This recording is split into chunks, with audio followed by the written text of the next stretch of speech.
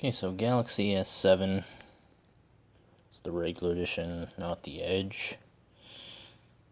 Chipped the corner of my tempered glass today. Not a very bad one. I still could keep using this one, but I don't want to just because there's little splinters of glass that could potentially like cut my finger on it. Not such fun stuff.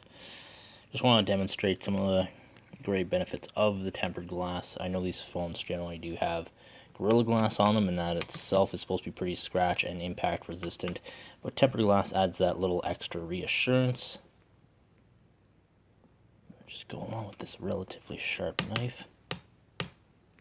I know there's lots of videos out there doing this kind of stuff, but I just want to do my own for fun. See, that all just wipes off. There's actually nothing there, which is pretty great. With the blade of the knife.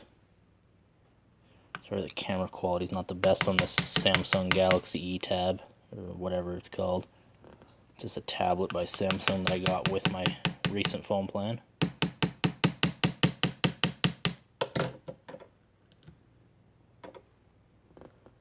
As you can see, there's nothing. Phone still works, functions fine.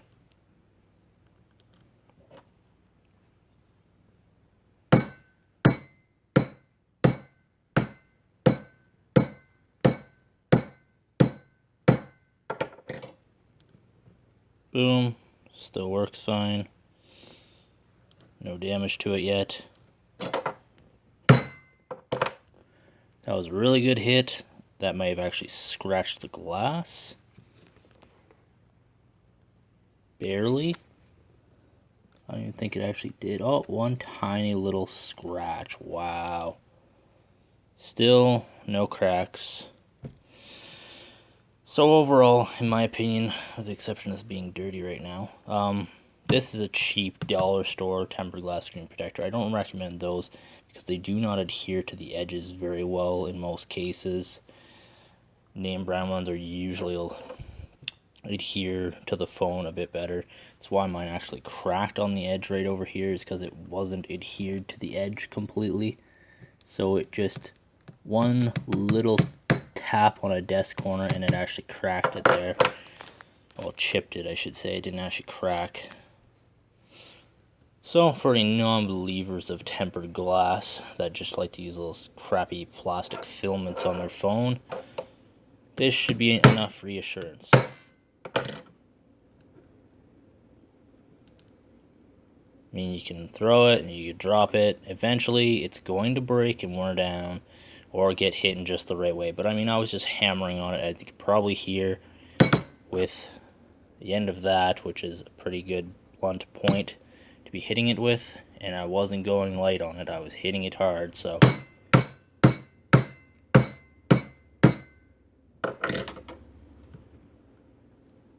See? One little chip right there. Guess what? The phone is still fine. Oh, the lighting is pretty poor right here. We actually might have even successfully just broken it. Nice. I was hoping I would actually manage to do that on camera. It took quite a good force though. It was probably that very last one I got. Looks like I got one right there and right there. One of those last two impacts. The great part is, functionality is not lost whatsoever.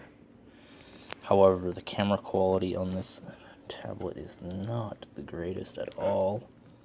You can see the cracks there. It's all spidered out. But, let me pause this. Okay, so I just had to pause it for a second to take this out of the OtterBox casing that it's in. With these, on the older phones, they did have a crap plastic filament thing that actually was raised a little bit above the screen, so the touch sensitivity wasn't exactly 100%. Dirt could get stuck up in underneath this upper part and go down underneath the phone. eventually being in and out of a person's pocket, or just being pressed up against, scratching the glass, and just overall not being good for impact wise, because if you dropped it face down, it's gonna still damage the glass on the phone. The camera, however, is still not protected in an OtterBox, and there isn't anything to really do about that currently.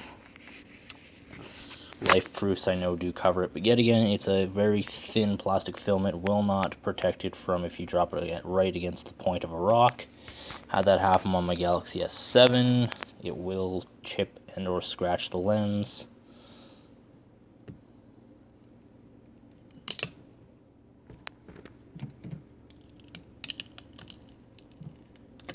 Ooh. Boom, look at that, new. Oh, beautiful, eh? Good as new. You can see that right underneath the light. See the reflections? No damage whatsoever. No chips, no dents, no dimples, no scratches, no ripples. Nothing. This did it all. It took all the impacts, as you can see there. If that wasn't on my phone and I did that, that would be my expensive, probably several $100 screen replacement. Some places talk about being able to replace these for $150, $200. Maybe, but when you include the LCD panel, probably not so much, just the glass on top, yes, but in most cases, if you took a big impact like that, you are going to damage the LCD panel underneath too, which is the touch functionality. So,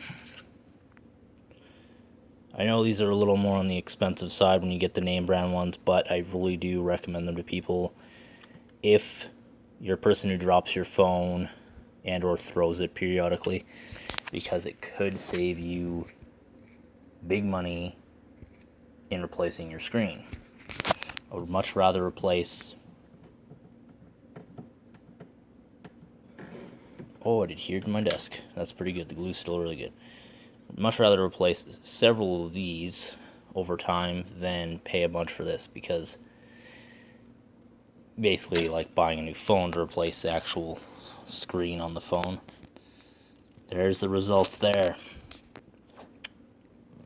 Now, do I recommend you taking your phone, putting a tempered glass screen protector on, and hammering on it with anything blunt, or carving on it like I did with a knife? Not so much, and all these other videos where people do that with their device. So, yeah.